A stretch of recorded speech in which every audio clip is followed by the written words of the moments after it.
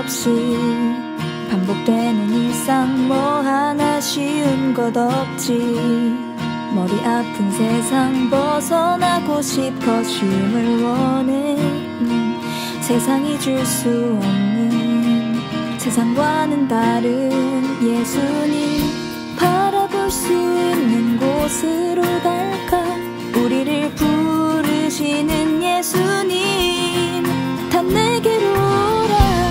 리빙스톤 우리 안에 살아계신 주. 리빙스톤 우리를 채우시는 주. 리빙스톤 우리를 이끄시는 주. 우리가 전해야 할 살아계신 반석 예수.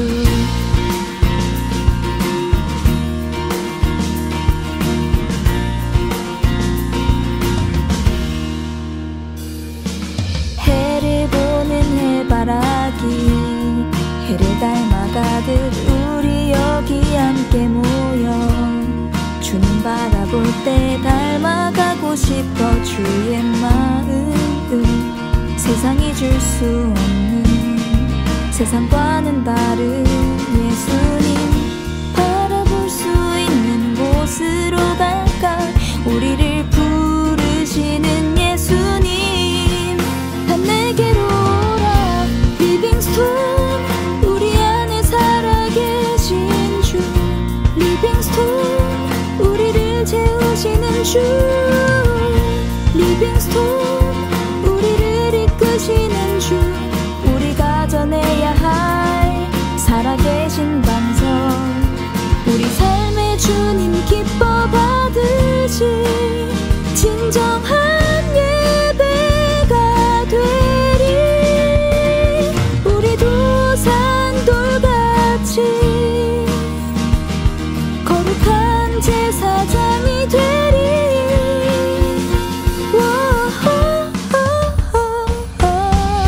리빙스톤 우리 안에 살아계신 주. 리빙스톤 우리를 채우시는 주. 리빙스톤 우리를 이끄시는 주.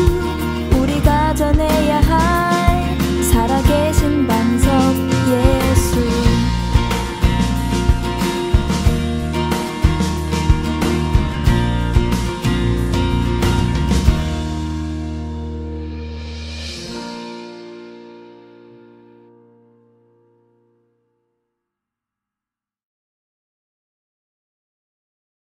하늘에 계신 하나님, 오늘 이렇게 안식일 학생반 친구들이 온라인으로 모여서 예배 드릴 수 있는 시간 주셔서 감사합니다. 이렇게 코로나로 인해 힘든 시기에 하나님을 잊는 것이 아닌 하나님을 더욱더 찾고 의지하는 학생반 친구들 될 수 있게 도와주세요. 말씀 주시는 목사님께도 함께 하셔서 학생반 친구들이 은혜 받는 시간 될 수 있도록 도와주세요.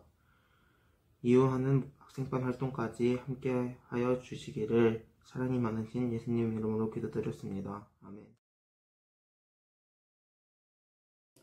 테네산도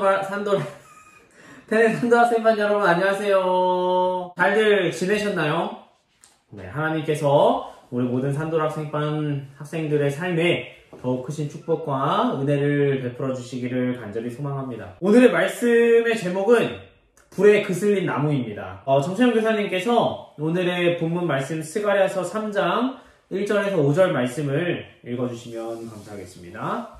대제사장 여호수아는 여호와의 사자 앞에 섰고 사단은 그의 우편에 서서 그를 대적하는 것을 여호와께서 내게 보이시니라.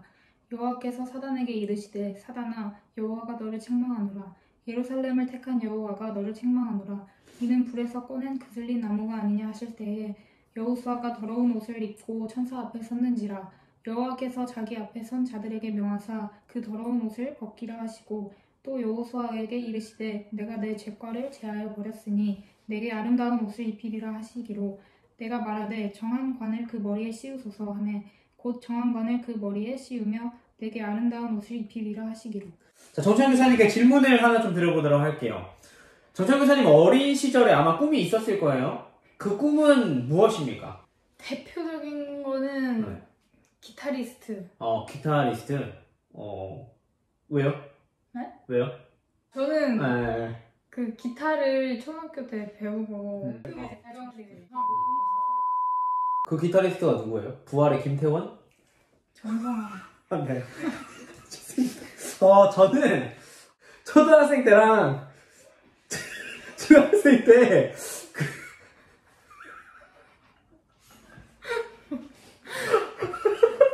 죄송합니다. 그 건축 설계사가 되고 싶다는 꿈을 가지고 있었어요. 근데 이과에는 좀 소질이 없다는 걸 알고 이제 고등학교 때는 문과를 선택하고 나서 변호사가 좀 되고 싶다라는 그런 생각을 했던 것 같아요. 근데 결국에는 뭐 성적도 안 되고 뭐 재능도 없고 해가지고 결국에는 변호사의 꿈을 접었던 기억이 있습니다. 혹시 영화 재심을 보신 적 있으세요? 재심이라는 영화. 처음 됐어요. 아 그래요? 네.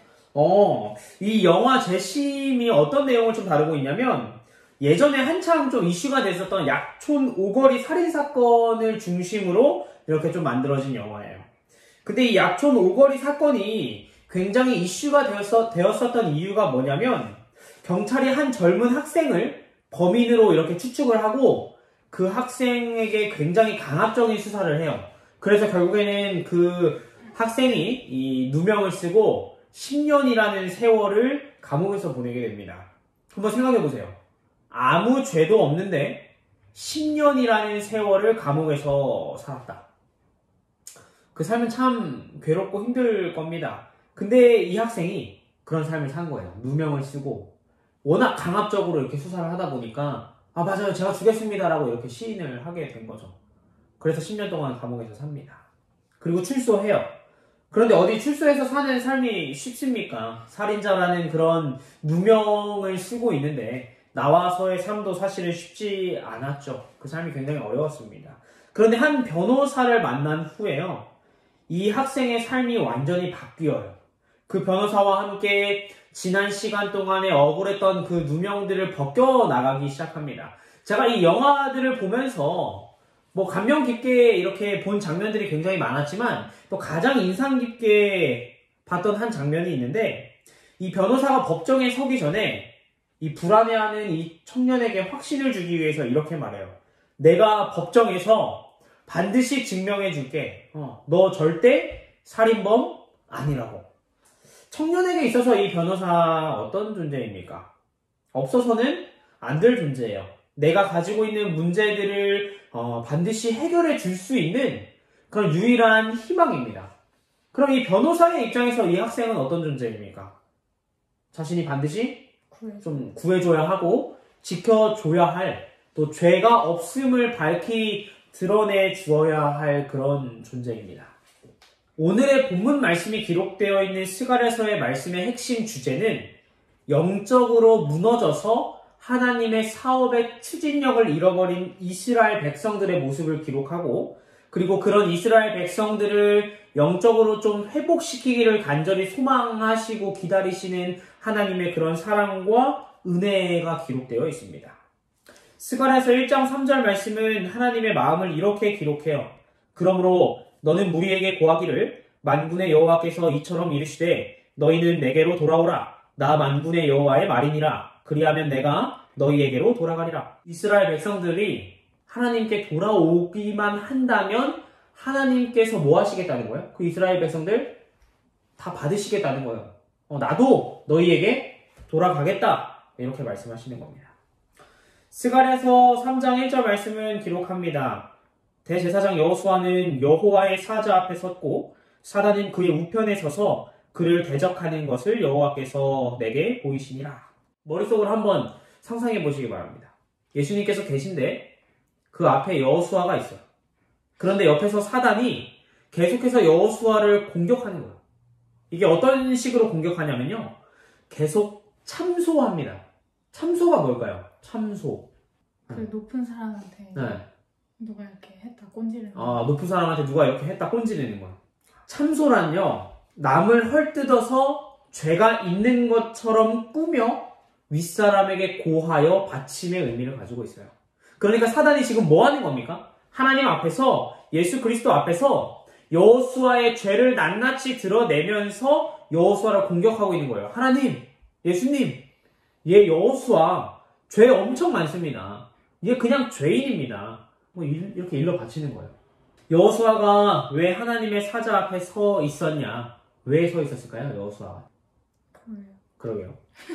그 이유는 여호수아는 이스라엘의 대제사장으로서 영적으로 고통받는 이스라엘 백성들의 회복을 위하여 하나님께 자비를 구하기 위함이었습니다. 그 자비를 구하기 위해서 또 이스라엘 백성들을 용서해 주실 것을 간절히 구하기 위해서 이 하나님 앞에 여호수아가 있었던 것이죠. 그런데 이런 여호수아를 지금 사단이 헐뜯고 참소하고 비난하고 공격하고 욕하고 난리도 아닌 겁니다. 누군가가 정채용 교사님을 험담하고 욕하고 또 그래서 곤란한 상황에 좀 빠졌던 적이 있으신가요? 있는 것 같아요. 있는 것 같아요. 근데 그때의 그 경험을 좀 돌아보고 생각해보면 좀 느낌이 어떠세요? 기분이 더럽죠. 기분이 더럽죠. 매우 안 좋죠. 그죠? 나에 대해서 오해해가지고 막 다른 사람들한테 나에 대해 안 좋게 얘기하고 그러면은 참 그 당하는 당사자의 입장에서는 굉장히 기분이 나빠요. 사단의 역할이 이런 겁니다. 누군가가 하나님 앞에 나아가서 용서를 구하고 죄를 씻고 또 회복되기 위하여 간절히 구할 때 사단은 결코 가만히 있지 않아요. 옆에서 계속해서 그 사람의 죄를 들추어내고 공격하고 욕하고 쉽게 말하면 얘는 구원받을 자격이 없어요. 하나님 알지 않습니까? 얘 삶에 얼마나 죄가 많은지 얼마나 더럽고 추악한 모습이 많은지 하나님 알지 않습니까? 계속해서 사단이 하나님 앞에서 이렇게 얘기하는 거예요. 선지자와 왕은 기록합니다. 사단은 이스라엘이 하나님의 은총을 회복할 수 없는 이유로서 그들의 범죄를 지적하였다. 이스라엘 백성들이요, 하나님의 은총과 은혜를 받을 자격이 없다는 거예요. 왜요? 죄를 지어. 그들의 삶에 죄가 너무나도 많기 때문에 이들은 구원받을 자격이 없습니다라고 사단이 계속해서 이야기하는 겁니다. 요한계시록 12장 10절은 이렇게 기록합니다. 우리 형제들을 참소하던 자, 곧 우리 하나님 앞에서 밤낮 참소하던 자. 사단이 우리를 참소하는 일에 얼마나 많은 시간을 할애하고 있는지 이 요한계시록의 말씀은 기록하고 있습니다. 밤낮도 없이 계속해서 우리의 죄를 들추어내면서 참소하는 거예요. 또 각 시대의 대쟁투는 이렇게 기록해요. 그는 하나님의 백성을 참소하는 일에 전력할 것이다. 사단의 가장 큰 관심이 어디에 쏟아지고 있다는 겁니까? 참소하는. 사람들의 죄를 하나님 앞에 참소하는 일에 아주 열심히 하고 있다는 거예요. 이러한 사단의 참소가 좀 어떻게 느껴지십니까? 좀 비겁하지 않나. 그러면 이게 사단의 참소가 합리적이지 않다라고 이야기하는 겁니까? 네. 합리적이지 않다. 왜요? 그렇게 따지면 이 세상에 구원받을 사람이 없고. 그렇게 따지면 이 세상에 구원받을 사람이 없기 때문에 사단의. 네, 그렇죠. 자기는 또 죄 자체인데. 자기는 죄의 시작이고 죄의 그 자체인데 이렇게 참소하는 게 참 웃기다. 네. 어이가 없다. 네. 맞아요. 사실 그렇죠. 그렇다면 제가 질문 하나 더 드릴게요. 정채영 교사님은 이러한 참소로부터 자유로우십니까? 제가 있으니까 이제 사단이 저를 참소할 수 있겠지만 그 참소가 하나님께 받아들여질지는 또 모르는 받아들여질지는 모르는 일이기 때문에 어쨌든 정채영 교사님도 인정하는 것은 우리 모두에게는 죄가 있다라는 거죠. 꽤 오래전에요. 미국을 굉장히 떠들썩하게 만들었던 한 사건이 있었어요. 미국 사회에서 이 굉장한 존경을 받던 신학자 로널드 티먼, 그는 이 하버드 대학교 신학 대학장으로서의 사명을 감당하고 있었어요. 꽤나 명망 있는 사람이었죠. 그런데 그의 개인 그 컴퓨터에서 뭐가 발견됐는지 아세요? 엄청난 분량의 포르노물이 발견됐어요.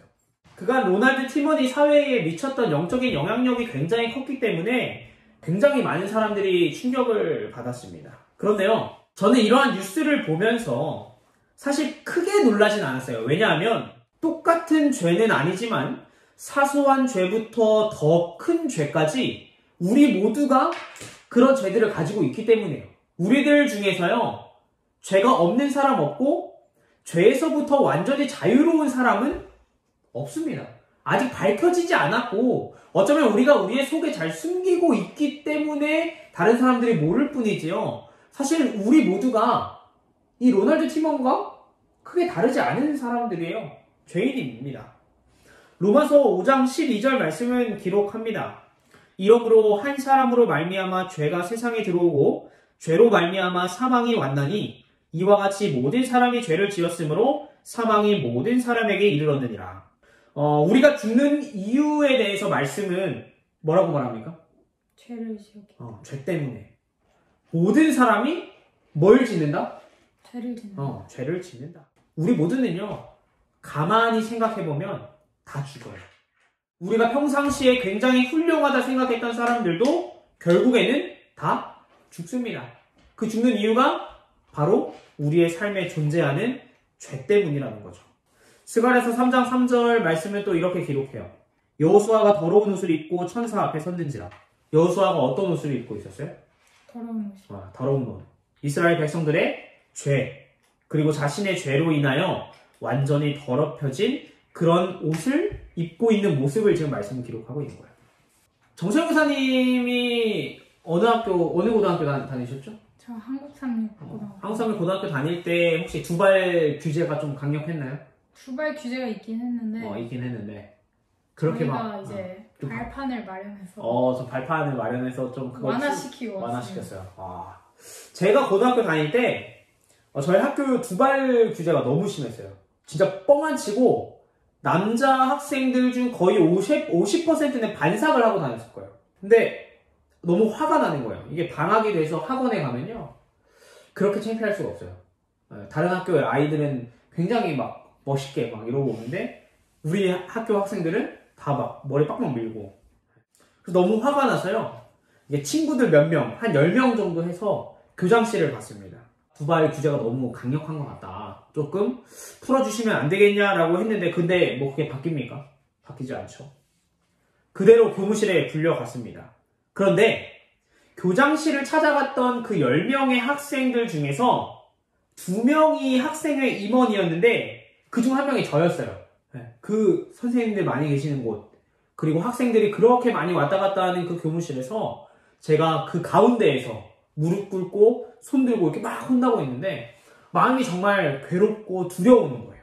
더러운 옷을 입고 하나님의 사자 앞에 서 있는 여호수아의 모습은요, 제가 그날 교무실에서 느꼈던 그 감정과는 비교할 수 없을 만큼 두렵고 창피하고 수치스러웠을 거예요. 더러운 옷을 입고 서 있는 그 상황 속에서 옆에 있는 사단은 계속해서 나를 공격하고 참소하는데 얼마나 두려웠겠습니까?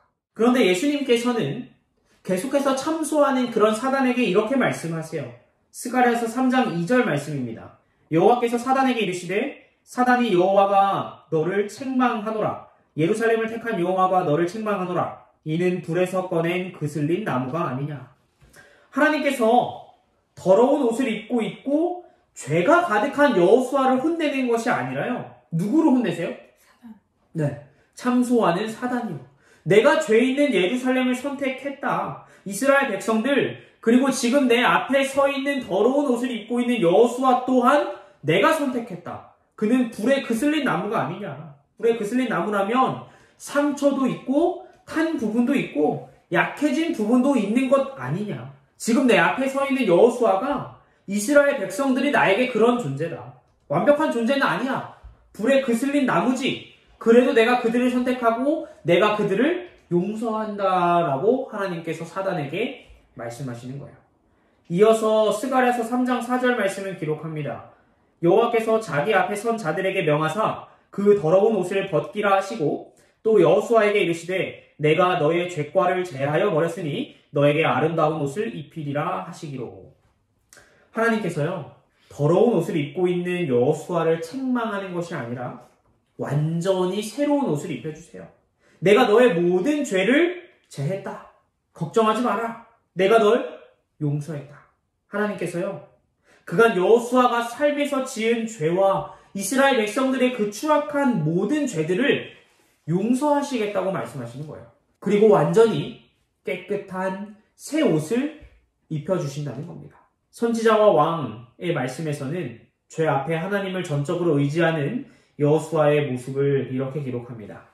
그는 이스라엘 백성들의 회개와 겸비를 지적하면서 죄를 용서하시는 구주의 자비에 의지한다. 믿음으로 그는 하나님의 약속들을 주장한다. 여호수아가 뭘 의지했다고 말씀 기록해요? 약속. 하나님의 약속들을 주장했다고 말씀 기록하고 있어요. 여호수아는요, 사단의 계속되는 참소를 변명하고 회피하는 대신 하나님께 자비를 구해요. 그리고 하나님께서 이스라엘 백성들에게 하셨던 그 약속을 기억합니다. 그리고 이 모든 과정들을 통하여 변화된 삶을 살기로 결심하고 또 그렇게 살아갈 때에 하나님께서 자신의 삶의 모든 죄들을 깨끗하게 씻어주실 것이라는 확신을 이 여호수아가 가집니다. 그간 이스라엘 백성들의 삶에 그리고 나의 삶에 분명 죄가 있었지만 그리고 지금도 여전히 우리의 삶에 죄가 있지만 내가 이것들을 가지고 하나님께 나아가서 간절한 마음으로 용서와 은혜를 구할 때 변화된 삶을 살기로 결심할 때 하나님께서 그 죄를 반드시 깨끗게 하신다는 사실을 여호수아는 간절한 마음으로 구하고 또 믿었던 것입니다. 저희 집 식탁에요, 예전에 하얀색 꽃무늬 식탁보가 있었어요. 근데 저는 그게 싫은 거예요. 그거 올려져 있는 게 싫었어요. 먹다가 흘리면 그냥 더러워집니다. 답이 없어요. 흘리면 또 제가 또 굉장히 무서워하는 한 존재, 아내한테 엄청 혼납니다. 흘리면. 근데 제가 음식을 먹다가 엄청 흘려요. 거의 뭐 턱에 빵꾸 난 수준으로 막 계속해서 흘리는데 하루는 점심으로 집에서 이제 비빔밥을 만들어 먹었거든요. 비빔밥에 뭐 들어가죠? 고추장. 네, 고추장 들어가죠. 그럼 먹기 전부터 막 긴장하는 거예요. 근데 제가 실수로 고추장을 푸고 비비다가 그 식탁보에 흘렸어요. 근데 아내가 아직 못 보는 것 같아요. 그래서 제가 어떻게 했을까요? 수습하려고. 네, 수습하려고 얼른 몰래 이렇게 물티슈 가져와다가 막 닦았어요. 어떻게 됐을까요? 번졌을 것 같아요. 네, 대참사였습니다. 안 지워져요. 오히려 더 번지기 시작합니다. 그냥 고추장이 흘렸던 그대로 놔뒀으면 그나마 조금 더 깨끗했을 텐데 이걸 막 어떻게든 지우려고 박박 문대고 또 번지니까 또 뭐예요? 더 두려운 마음에 막 이리저리 막 하다 보니까 이게 더 더러워지는 거예요. 우리의 죄가 그래요. 우리가 아무리 우리의 죄를 깨끗하게 지우려고 해도요, 그건 우리의 힘과 능력으로는 지울 수가 없습니다. 오히려 더 더러워질 뿐이에요. 그럼 우리는 어떻게 해야 합니까? 포기해야죠. 그걸 억지로 지우려고 애쓰는 것이 아니라요, 그 더러워진 옷을, 그 더러운 죄를 그대로 입고 가지고 하나님께 나아가는 거예요. 그리고 간절히 구하는 겁니다. 하나님의 은혜와 하나님의 용서를요. 사랑하는 태능 산돌 학생반 여러분, 이 사실을 꼭 기억하시면서 죄와의 싸움에 하나님을 의지하여 승리하는, 또 우리의 옆에서 계속해서 참소하는 그런 사단을 바라보는 것이 아니라 그런 참소에도 불구하고 여전히 우리의 죄를 용서해 주시고 또 한없는 은혜를 베풀어 주시는 그런 하나님의 크신 사랑과 예수님의 은혜를 기억하는 우리 모든 산돌학생반 친구들 되시길 간절히 소망하며 오늘 말씀을 마치도록 하겠습니다.